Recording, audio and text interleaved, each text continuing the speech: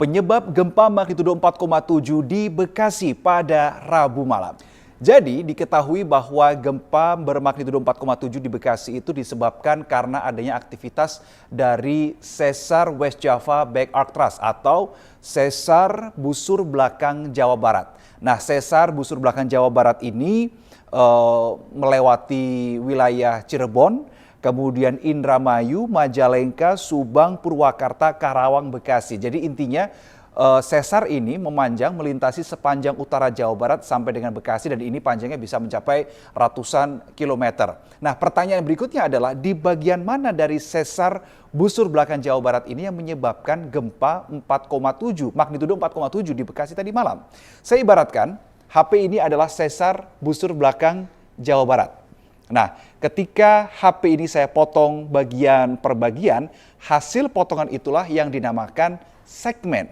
Nah, saya sempat membaca tadi malam bahwa segmen yang menyebabkan gempa magnitudo 4,7 ini adalah segmen Baribis. Ternyata hal itu sudah ditepis oleh Daryono yang merupakan peneliti dari BMKG. Segmen Baribis memang bagian dari sesar busur belakang Jawa Barat, tetapi bukan segmen inilah yang menyebabkan gempa magnitudo 4,7 karena lokasinya itu cukup jauh.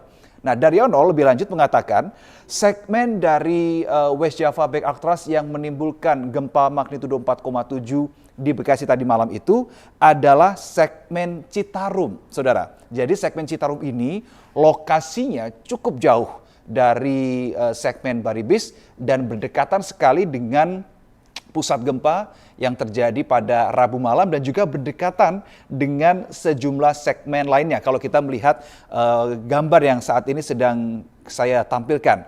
Segmen Citarum itu memanjang dari barat ke barat laut dengan panjang 40 km.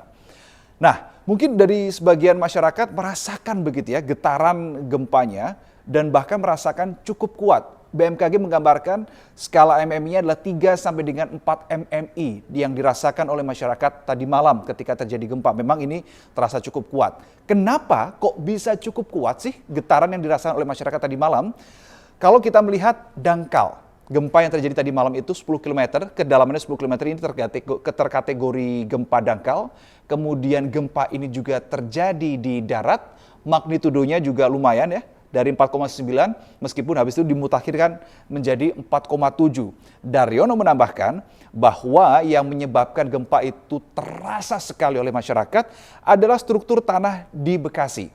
Jadi adanya resonansi lapisan tanah lunak dan tebal yang kemudian hal itulah yang membuat gempa magnitudo 4,7 begitu dirasakan oleh masyarakat. Masyarakat pun diimbau tetap mewaspadai meskipun sampai sekarang ini tidak ditemukan ada getaran-getaran yang dirasakan oleh masyarakat. Jadi tetap waspadai saudara, tetap akses informasi-informasi yang kredibel sumbernya kalau terkait dengan kegempaan dan tsunami ini berarti kita bisa akses di media sosial ataupun website dari BMKG. Kita akan terus nantikan bagaimana perkembangan ke depan, tetap pantau akun YouTube Liputan 6 SCTV untuk mendapatkan informasi yang aktual, tajam, terpercaya.